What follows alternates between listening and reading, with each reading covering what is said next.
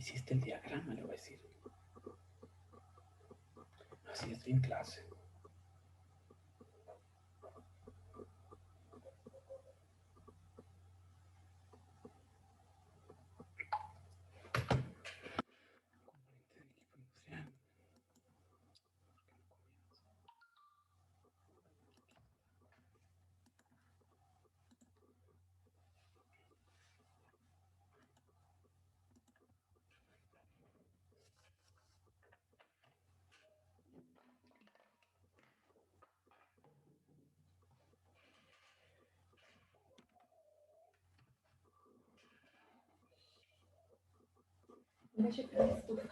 Sí, porque van a llegar estos y van a empezar a presionar.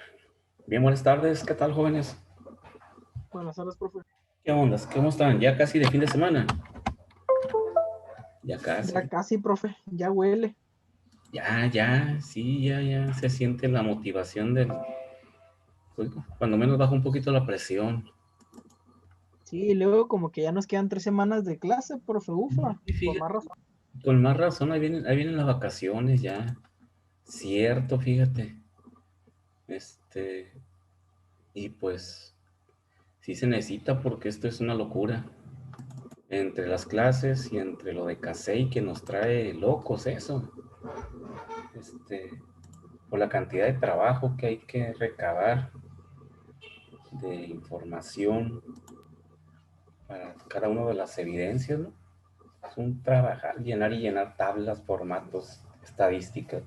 Y si algo no se está, si algo no existe, algún control, diseñarlo, establecer los instrumentos de medición, aplicarlo.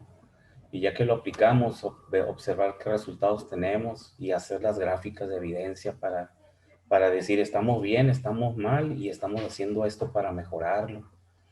Entonces, son 6 categorías, 6 criterios diferentes. Y cada maestro ahorita de la división trae un criterio y yo me encargo de apoyarlos a todos porque todos pues les salen dudas o no saben de dónde está la información o no existe la información. Así es que a mí me atacan todos ellos, ¿no? Cuando ya se atoran. Y así estamos ahorita. Termino las clases y hasta las 7, 8, 9, 10 de la noche pegándole a lo del CASEI porque pues esta semana debemos de subir todo lo del semestre pasado. Y en junio subir todo lo del semestre que está cursando ahorita. Y la auditoría sería en agosto. No sé si va a ser virtual o si va a ser presencial, no sabemos. Depende de cómo se comporte la situación educativa, ¿no? Si nos dan permiso de volver a clases y si no, pues va a ser 100% virtual, a distancia. Entonces hay que ir a ITESCA y con un video entrar a los laboratorios, evidenciar cómo se manejan los laboratorios, y todo se hace vía video, ¿no? Es algo, es algo que este semestre nos trae locos a todos los profesores, ¿no? Y pues ni modo, hay que sacarlo, ¿sí? Hay que sacar la certificación porque si perdemos la certificación, pues van a sobrar cachuchas, como dicen, ¿no? Van a sobrar cachuchitas. Entonces, y la primera cachucha que sobra siempre es la de jefe de división, ¿no? Así es esto. Entonces, en dado caso de que así no se consiga lo que es la revalidación de KCI, es un problemón, ¿no? Sí, me piden la estafeta, ¿no? Van a decir, a ver, no se logró. Ah, dicen que el que no da resultados da explicaciones, ¿verdad? Eso lo aprendí en la empresa, ¿no? Yo así les decía a mis jefes de proceso, ¿no? Cuando venían y me decían, no, espérate, les decía, no me sueltes todo el rollo del mundo, porque el que no da resultados da explicaciones y no me interesan las explicaciones. Ni modo, así es esto, ¿no? Y pues aquí me la aplican igualito, ¿no? Entonces yo sé que no tiene caso ni dar explicaciones, hay que sacar la chamba y obtener los resultados. Y al jefe no le importa qué hiciste o qué no hiciste para obtener los resultados, ¿verdad? O sea, importa el resultado. Así así es de cruel la situación, ¿no? Y lo van a vivir cuando estén en la empresa. Pues jefe, no le importa si dormiste, si no dormiste, si comiste, no le interesa el resultado. ¿sí? Entonces, así es la vida. Bien, vamos a ver, estamos 8. Vamos a iniciar con el tema de chimeneas y tanques, tanques atmosféricos y tanques sometidos a presión el día de hoy. Es la unidad de competencia 6, recipientes y chimeneas. Muy bien, vamos a buen ritmo, avanzando. 5 de marzo.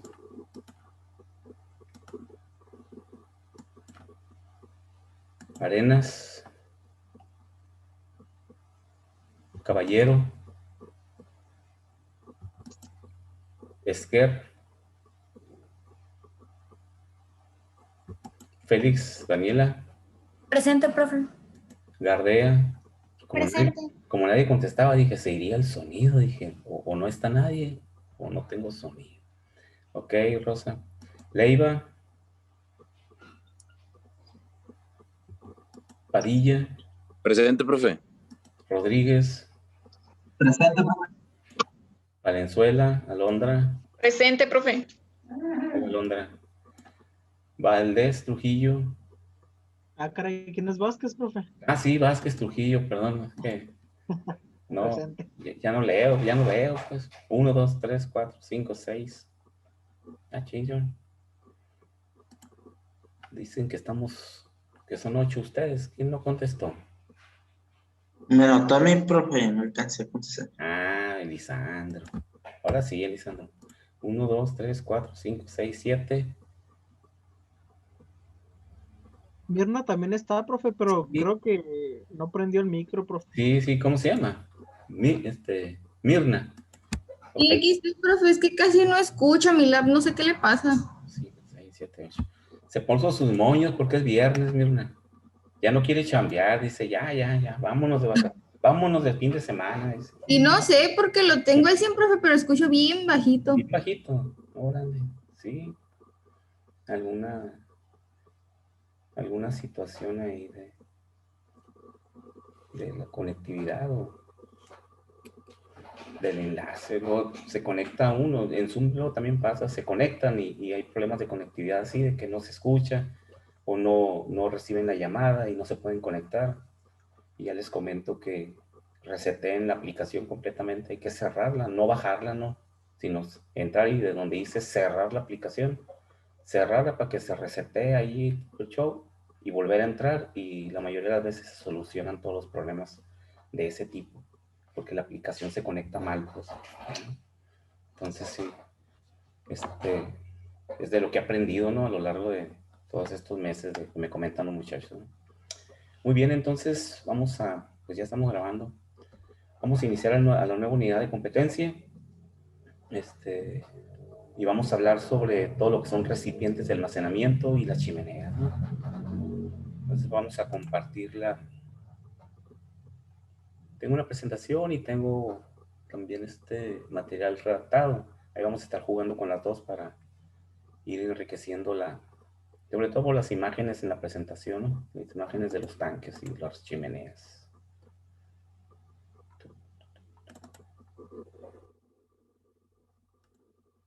Muy bien, vamos a hablar sobre tanques. Tanques, recipientes y chimeneas son dos cosas diferentes, ¿no? Aparentemente significan lo mismo, un tanque o un recipiente, pero ya en el argot ingenieril, pues sí, se diferencian, ¿no? Se diferencian. Y chimeneas, unos recipientes para almacenamiento, ya sea un almacenamiento a largo plazo, un almacenamiento temporal, que son más que nada los almacenamientos de proceso, ¿no? De tanques o recipientes de proceso. Y finalmente chimeneas, que ya sabemos pues de qué se trata, ¿no? Los diferentes tipos de chimeneas. Lo interesante de la chimenea es su principio de operación. Parece muy simple, ¿no? Pues haz un tubo, rola una lámina o haz un tubo de material de refractario y pon un albañil ahí a que construya un tubo refractario y listo.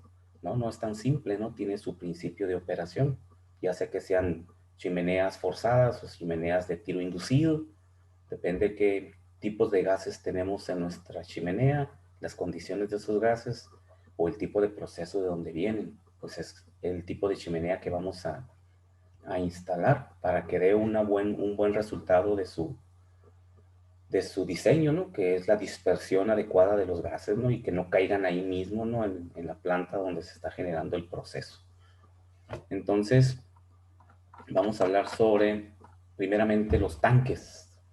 Y los tanques vamos a ver que se dividen o se clasifican de diferentes tipos. Bueno, en dos, ¿no?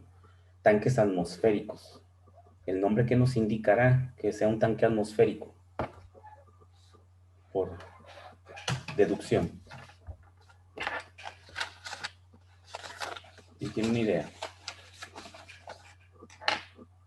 Tanques atmosféricos.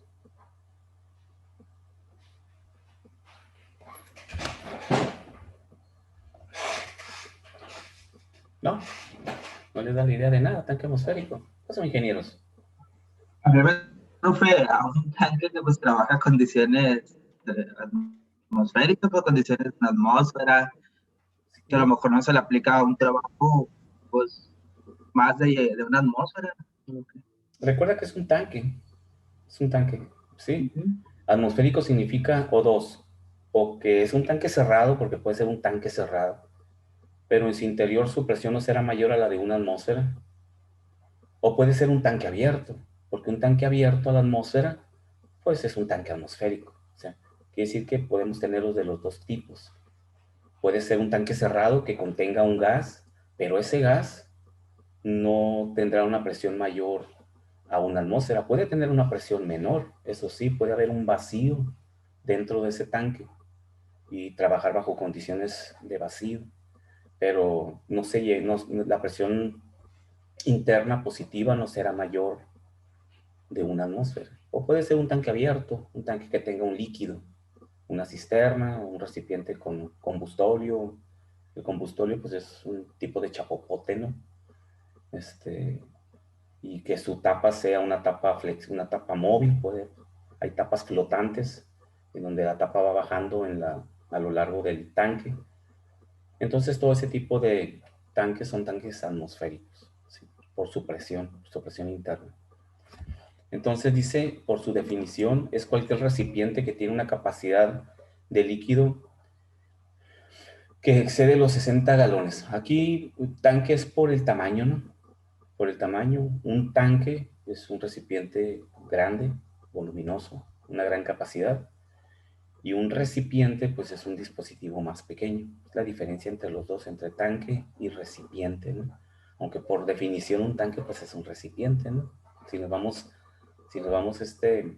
así muy rigurosos a la definición de un recipiente, pues un recipiente puede tener la forma de un tanque, ¿no? Pero estamos hablando ya del punto de vista ingenieril, ¿no?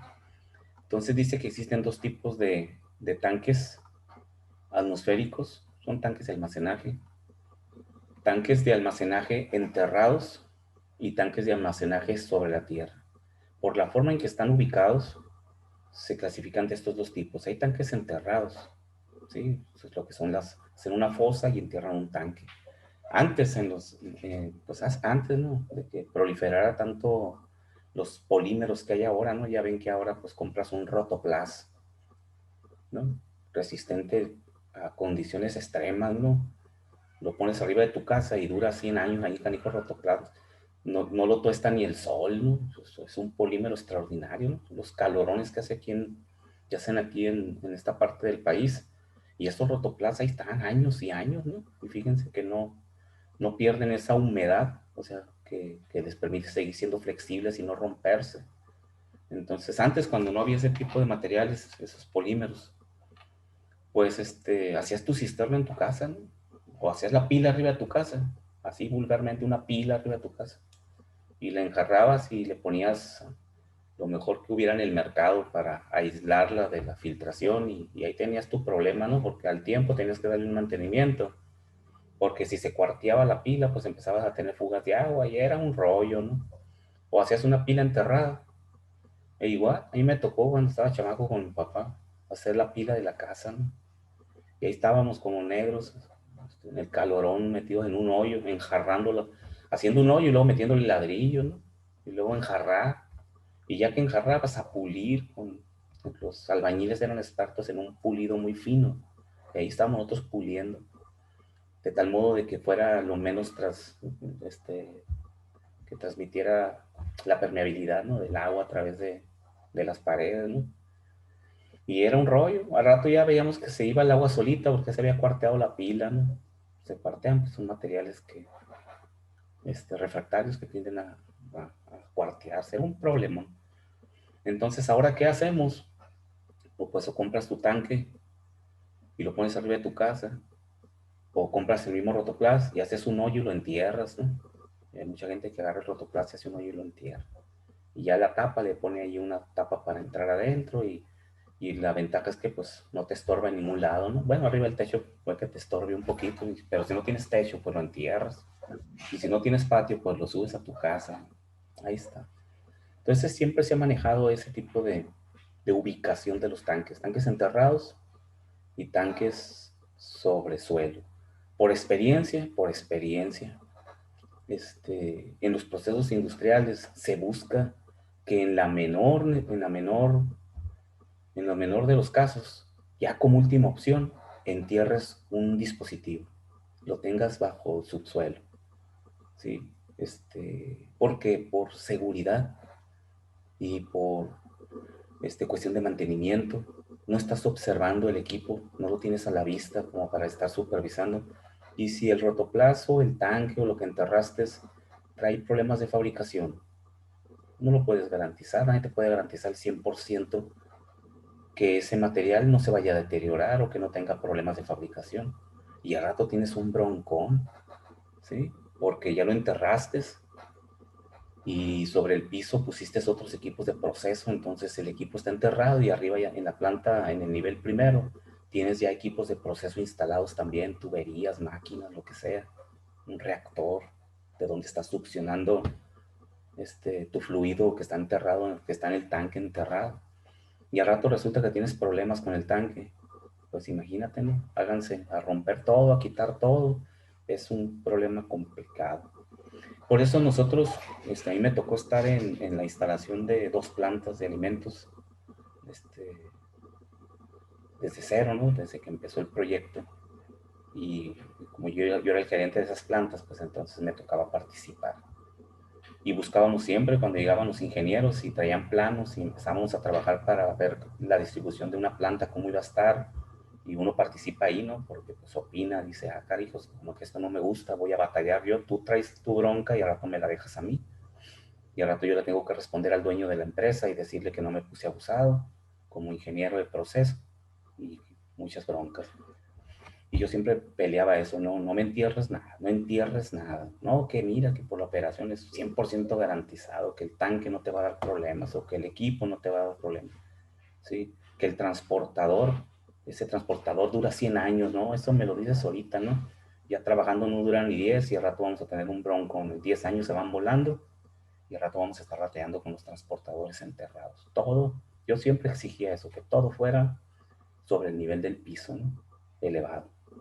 Entonces, pero pues existen las dos opciones, ¿no? Ya cuando definitivamente no tienes opción, lo entierras, ¿no? Lo entierras. Al fin y abajo hay mucho espacio, ¿no? Entonces, y tenemos de 3 categorías generales, ¿no? Atmosféricos, tanques de baja presión y tanques de alta presión. Entonces ahorita vamos a hablar de principalmente los atmosféricos primero, ¿no? Y después vamos a ver los demás. Los tanques atmosféricos, dice, tienen una presión de trabajo de hasta 2.5 psig. ¿Qué significa eso? ¿Qué idea nos da 2.5 psig?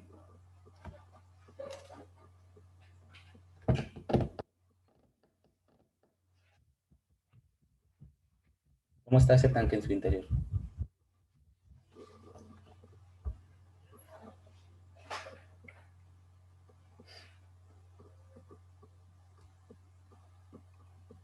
¿Qué significa los PITs, profe?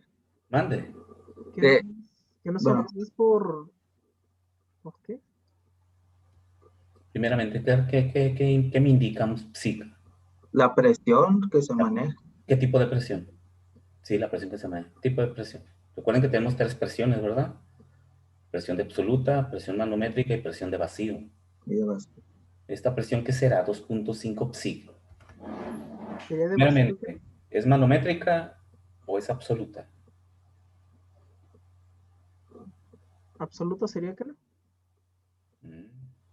Una presión absoluta, ¿cómo es? Es manométrica. ¿Cómo calcula una presión absoluta? ¿Cuál será la presión absoluta dentro de una llanta, por ejemplo, de un carro? Porque cuando ustedes van y le leen y checan su presión, porque ven que la ven bajona, ¿no?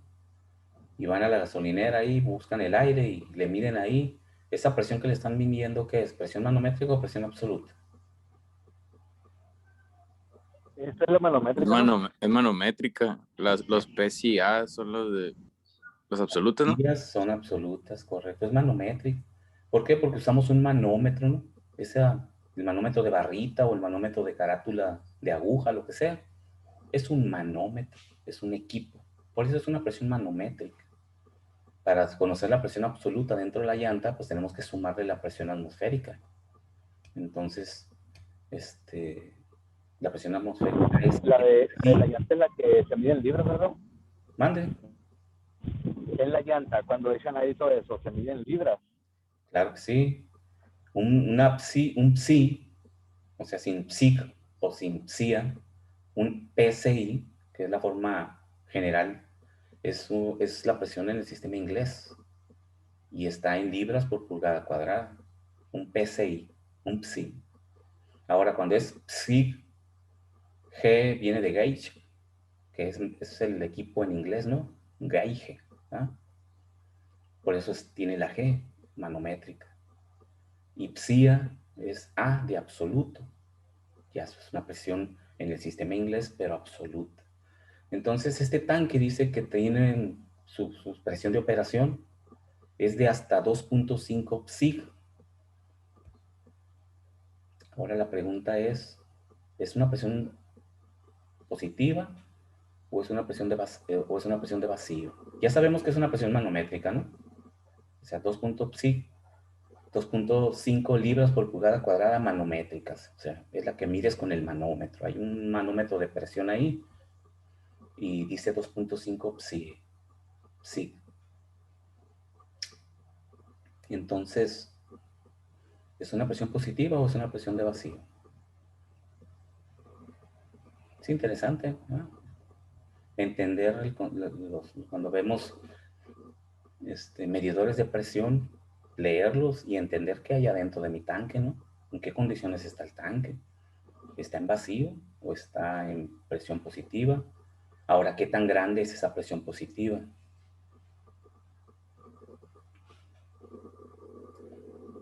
¿Cuánta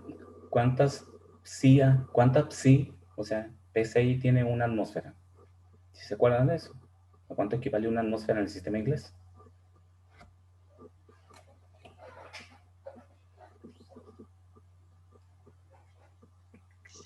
.86, ¿no? En libras por pulgada cuadrada. ¿Cuántas libras por pulgada cuadrada son una atmósfera? 14, ¿no? 14.7, ¿no? 14.7 libras por pulgada cuadrada son una atmósfera. Entonces, si esta es una presión de 2.5 psi, forzosamente es una presión positiva. Porque para tener la presión absoluta, le voy a sumar 14.7 y la presión absoluta serían 17, 18.2, ¿no? 18.2 psias, ¿sí? Lo cual significa que puede trabajar ligeramente arriba de la presión atmosférica, con un margen de ¿qué porcentaje? 2.5 entre 14.7, ¿no? O sea, te acepta un rango entre presión atmosférica y arriba un 17%. Y no más de eso, porque los tanques no están diseñados para soportar presiones altas, ¿no?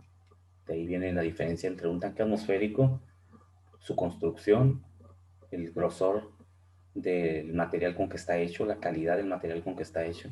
No es un tanque que soporte presiones altas, por lo tanto, ligeramente arriba de la atmósfera es lo máximo que puede trabajar un tanque de este tipo.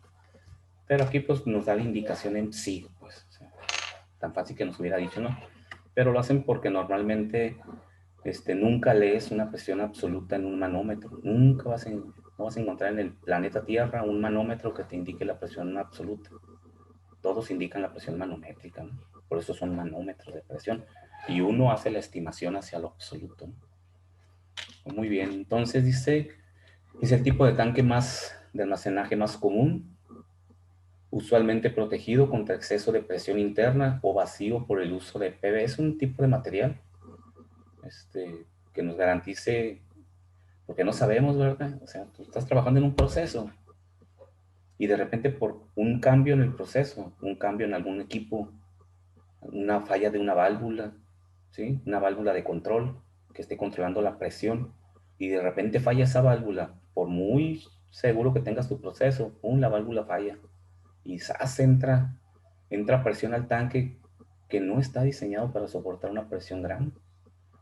Tienes que tener algo que proteja, ¿no? Algo que le dé seguridad al tanque. No está hecho para eso, pero sí te puede soportar en un determinado momento una falla de proceso y que no truene el sistema, ¿no?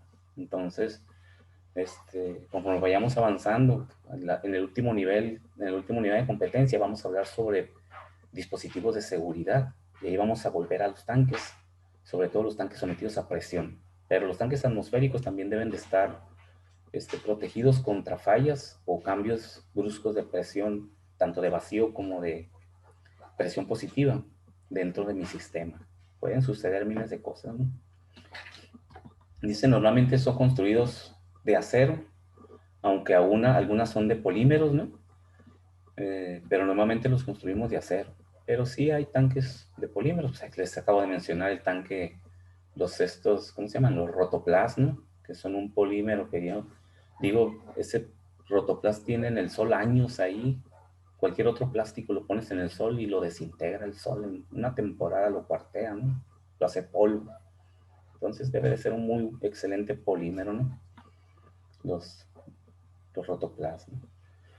Dice construidas, instaladas y operadas dentro del alcance de ciertas normas. Entonces, hay normas, como en todos los equipos, y sobre todo en equipos de almacenamiento. Hay un montón de normas. Las vamos a ver aquí, simplemente nos para comentarlas, ¿no? Pero lógicamente existen normas de seguridad que se deben de respetar, que se deben de cumplir para que se otorguen los permisos de construcción e instalación de este tipo de dispositivos en las empresas. Si no, no te otorgan el permiso, ¿no? Y no lo puedes operar. Entonces, existen, pues aquí está, normas para tanques atmosféricos. Existen un sinnúmero de normas. Y si los tanques son soldados, si los tanques son de una sola placa o son de gajos y tiene mucha soldadura, el tipo de soldadura que le pones, si el tanque está aislado para que no genere, recuerdan, todos estos tanques se aíslan para evitar la corrosión electrostática, ¿sí recuerdan? O con una protección galvánica, ¿sí? Incluso metes un ánodo de sacrificio, ¿no? Un cátodo de sacrificio, perdón, y lo sacrificas para que el tanque pues no se lo coma la corrosión, porque recuerden que la corrosión siempre está presente, ¿no? Entonces, o lo haces de acero inoxidable, o materiales que sean resistentes, o polímeros, ¿sí? Ya si lo haces de acero dulce o lámina negra, pues el tanque te va a durar bien poquito, ¿no? Todo depende, ¿no? De cómo lo construyamos. Entonces, existen diferentes normas. Entonces, ya observamos que hay tanques por su ubicación, pueden estar en el subsuelo, pueden estar sobre el nivel del suelo, o incluso elevados, ¿no? Tanques elevados. Ahora hay tanques atmosféricos, tanques de vacío y tanques sometidos a presión. Y también se clasifican los tanques por el techo que tienen, cómo están cubiertos los tanques. Hay tanques de techo fijo, están tapados completamente.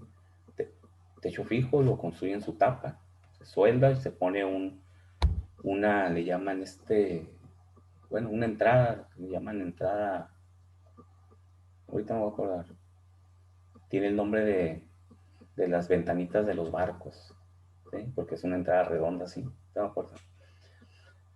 Y puede ser plano, puede ser cónico, puede ser un techo de domo, o puede ser un techo en forma de paraguas. ¿Okay? Entonces aquí los vamos a ver ahorita algunas imágenes. Hay tanques de techo flotante, un techo flotante interno, un techo flotante externo, o un techo flotante cerrado. ¿Dónde coloco cómo coloco el dispositivo del techo para que el techo flotante, sabemos que va, conforme baja el nivel o sube el nivel del fluido en el tanque, pues este techo sube y baja junto con el fluido. El chiste es tener protegido el tanque, ¿no? Entonces, dependiendo de las características de mi proceso, sobre todo, es el tipo de techo que vamos a decidir colocar, ¿no? Tanques de domo geodésico, ahorita vamos a ver los techitos. Tanques cilíndricos horizontales, esferoides y semiesferoides. Entonces, vamos a ver qué hay de azúcar, chile y manteca para los diferentes tipos de tanques. En su forma, en la forma del techo, ¿sí? Aquí tenemos un tanque cilíndrico, ¿no? De techo plano, me imagino. No se ve la parte alta del techo, pero lo más seguro es que sea de techo plano, ¿sí? Puede ser de techo cónico, hacia abajo, ¿no? Un cono. O puede ser de techo de domo, son los más comunes, ¿no? El domo, pues es un domo, ¿no? Es cóncavo hacia arriba, en lugar de ser cónico, ¿sí? Entonces aquí tenemos unas imágenes de muchos tanques con su techo de domo hacia arriba o su techo cónico hacia arriba, como lo gusten ver, ¿no? Pues un cono puede estar invertido, puede estar en su posición hacia arriba o hacia abajo, ¿no? Entonces aquí vemos los techos. ¿Por qué los hacemos con un cierto ángulo? Pues para que no se quede nada arriba, ¿no? Es para que cuando llueve o otras sustancias que lleguen arriba, pues escurran y no se queden arriba del techo, deteriorando el techo. Los techos planos son los que menos se utilizan, ¿sí? Los techos planos, porque generan muchos problemas de operación. A rato se queda arriba todo lo que queda ahí arriba y se queda depositado.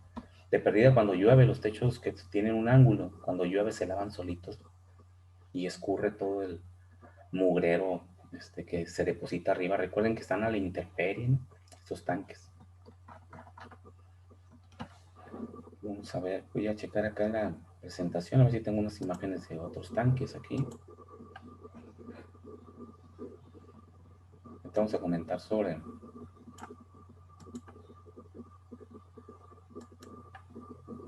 la forma de los tanques, que parece que es algo irrelevante, pero no. La forma del tanque es fundamental.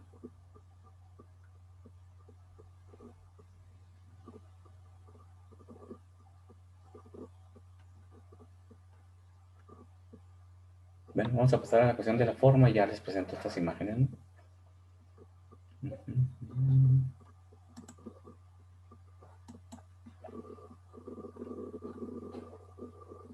Entonces, pues ya vemos que puede haber de diferentes techos, ¿no? Techo plano, cónico y en forma de domo, son los más usuales. Y ese techo puede ser fijo o puede ser un techo flotante. Un flotante interior, un flotante exterior, son los más comunes, ¿no? ¿Qué determina el tipo de tanque usado? Dice. Pues las características del líquido almacenado, la presión de vapor o el punto de ebullición de ese líquido. Eso es bien importante. ¿Qué me indica la presión de vapor en un líquido? ¿Qué información me da o qué representa la presión de vapor? En un líquido almacenado en un tanque, es un tanque de techo cónico, cerrado, atmosférico, y el fluido que tengo adentro tiene una determinada presión de vapor. ¿Qué me indica la presión de vapor? Si la presión de vapor es muy cercana a la presión atmosférica, ¿qué diferencia habría contra otro líquido que tuviera una presión de vapor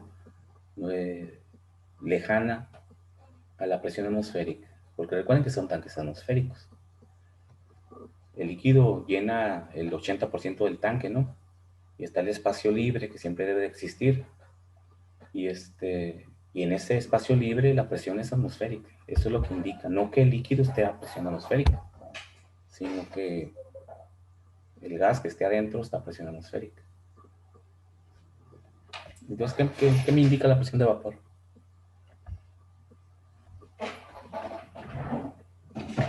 Yo me acuerdo, profe, que la presión de vapor es la presión que le ejerce el gas que está en el tanque al líquido. Algo, sí me acuerdo, que era la presión de lo que se volatiza del líquido. Ese es lo que, algo así me acuerdo. No sé si estoy bien. Por ahí va, por ahí va. ¿Alguien más que recuerde lo que es la presión de vapor de un líquido?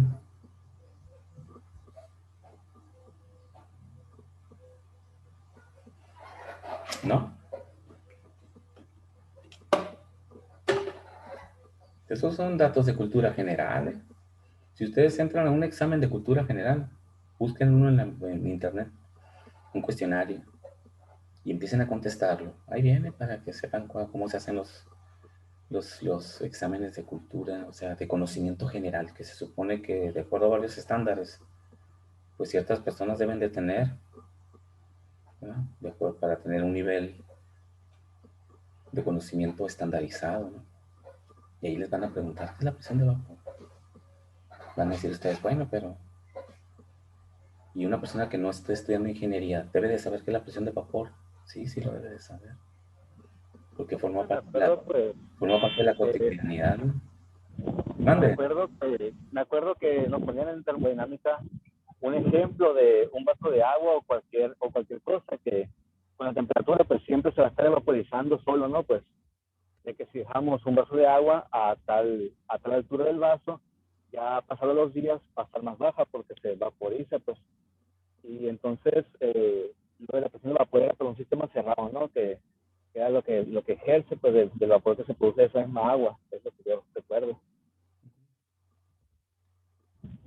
Sí, pues estamos en la Tierra, ¿no? Y por lo tanto estamos inmersos en una atmósfera. Por lo tanto, todos soportamos esa atmósfera. Nosotros soportamos el peso de la atmósfera. No lo sentimos, porque desde que nacemos, la atmósfera nos está aplastando. Por eso no lo sentimos, estamos acostumbrados. Luego, cuando vemos un bebé que empieza a quererse, primero siempre se lleva gateando ahí, ¿no? Y luego se empieza a hacer sus pininos y se empieza a levantar. Y luego ¿qué decimos? Mira, el niño ya se quiere levantar, ya tienen fuerza sus piernitas, decimos, ¿no? Ya empieza a querer hacer sus pininos. Y el pobre chamaco, todos pasamos por ahí, pero no nos acordamos, ¿no? No, pero el pobre chamaquito, el pobre bebé, lo que está sintiendo es el peso de la atmósfera, que lo tiene aplastado. Como que todavía no se acostumbra porque estaba dentro del vientre de la mamá y allá adentro pues no lo estaba afectando. Pero cuando sale, lo primero que siente el bebé es el peso de la atmósfera. ¿Y cuánto pesa la atmósfera? Pues pesa bastante. Nunca han tenido la curiosidad de saber esa columna de atmósfera que todos soportamos sobre nuestra cabeza y nuestros hombros, porque estamos en forma vertical, ¿verdad? Si nos acostamos, pues sobre nuestra superficie. ¿Cuánto pesa? Porque pesa, ¿no? Es un gas que tiene masa y toda la masa tiene peso, ¿sí? Entonces, para tener una idea de cuánto pesa, es muy fácil si lo hacemos en el sistema inglés, porque una atmósfera son 14.7 libras por pulgada cuadrada. Quiere decir que en un cuadrito de una pulgada, hagan un cuadrito, dibujen un cuadrito ahí, un cuadrito de una por una. Ahí hay un peso de esa columna de gas que va hacia arriba, hasta allá, hasta arriba, los kilómetros que tenga la atmósfera. Y ahí está cargando 14.7 libras. ¿Cuántos kilos son? Entre 4.454.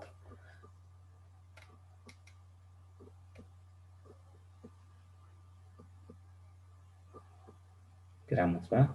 Lo dividí en lugar de multiplicar. 14.7 entre punto, ¿ah?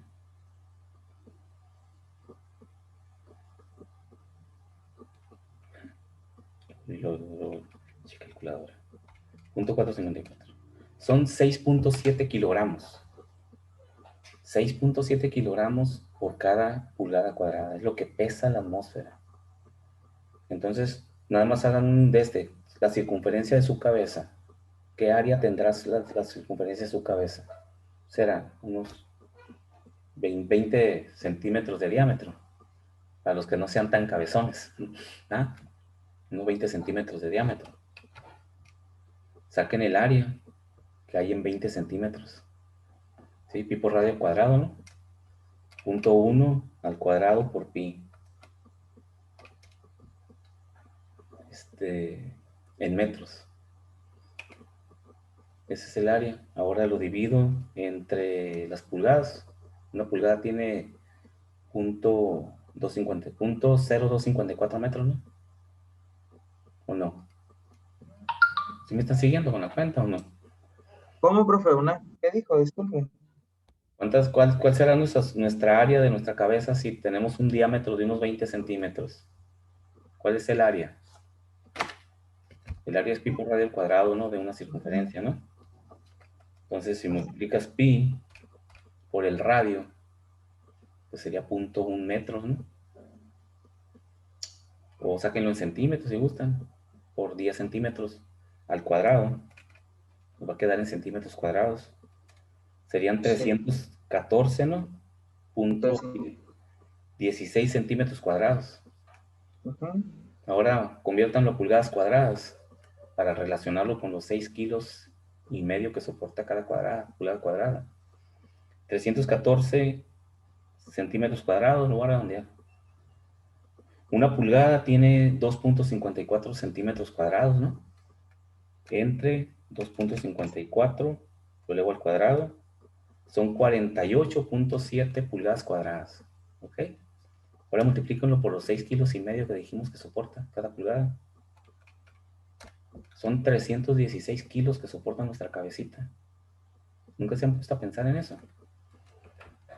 Cuando yo doy mecánica de fluidos, toco este punto para que entiendan lo que significa la presión atmosférica y cómo afecta a un fluido, porque un fluido se traslada inmediatamente cuando lo tienes y lo destapas a la atmósfera, el fluido inmediatamente se mueve. ¿Qué lo empuja? Lo empuja ese peso, esa masa atmosférica. Entonces nosotros estamos soportando arriba de 300 kilos nomás en nuestra cabeza, pero no lo sentimos, porque estamos acostumbrados a eso. Pero el bebé sí lo siente, y para levantarse tiene que luchar contra dos fuerzas. Una es muy débil, pero otra es una carga muy grande. La fuerza de gravedad es muy débil, ¿no? Ahí no hay problema. Es tan débil que cuando se nos cae un lápiz, si lo suelto el lápiz, ¿por qué se cae? Chequen. Por la fuerza de gravedad. Pero es una fuerza débil, físicamente hablando. Así está clasificada dentro de los estudios de la física. Una fuerza débil. Porque se cae con una facilidad increíble. Pero la levanto del piso y no tenemos ningún problema, ¿no? No sentimos una fuerza que nos esté jalando la pluma hacia abajo y que tengamos que luchar para vencerla. O la levantamos con una facilidad enorme. Entonces es una fuerza débil, pero muy importante porque jala. La otra fuerza que vence el bebé es el peso de la atmósfera, ese es el principal. El bebé no se puede levantar porque sus piernas no tienen la fuerza suficiente para vencer ese peso que calculamos. Entonces tiene que fortalecer sus piernitas para vencer la presión. Entonces esa masa, esa presión está aplastando a los líquidos, ¿no? A todos los líquidos. Igual. Decimos que el mar está donde está. Los mares, los ríos, el agua, está donde está. Se queda en tu vaso. Porque la presión atmosférica lo está aplastando. Ese peso enorme lo está aplastando. Por eso sabemos que si un día la Tierra pierde su atmósfera, lo siguiente que va a perder inmediatamente es toda el agua. El agua se evaporaría inmediatamente. ¿Sí? Entonces, Marte no tiene agua. Marte en tiempo de su historia debió de haber tenido una atmósfera más fuerte, tiene una atmósfera que me parece, ¿no? Es 1/10 de la atmósfera de la Tierra, o menos de 1/10. Tiene una capa de gases muy débil, casi no tiene atmósfera.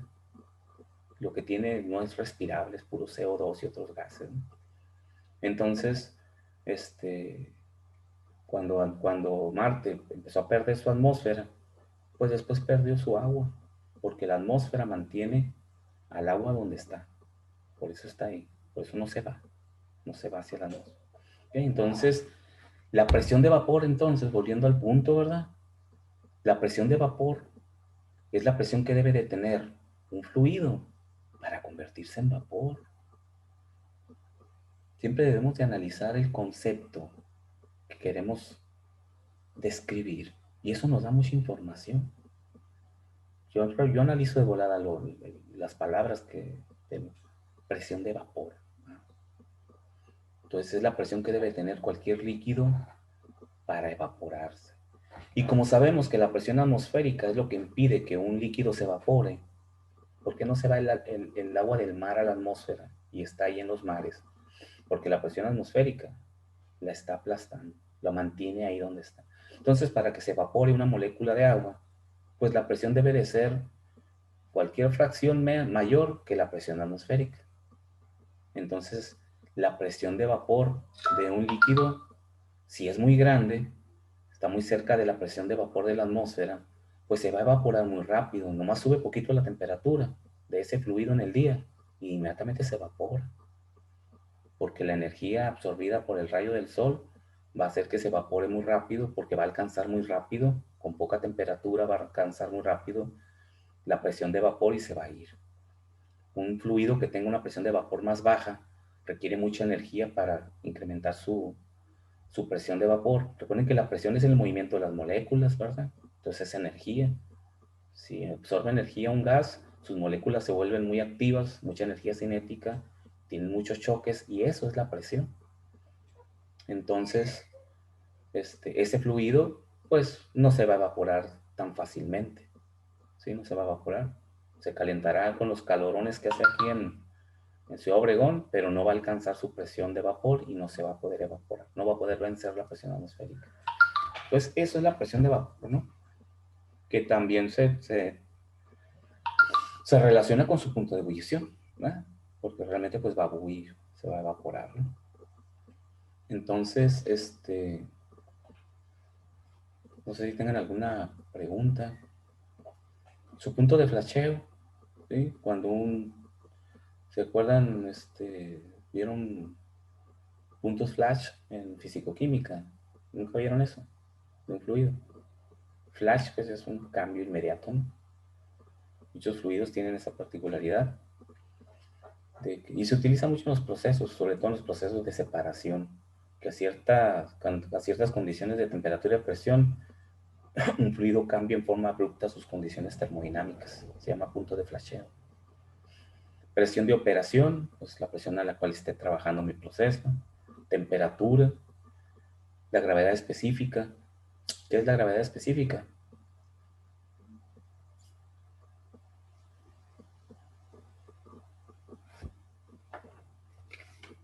El nombrecito siempre genera confusión, ¿va? Porque luego creemos que es la gravedad atmosférica o la gravedad, la aceleración de la gravedad, no tiene que ver nada con eso. Gravedad específica.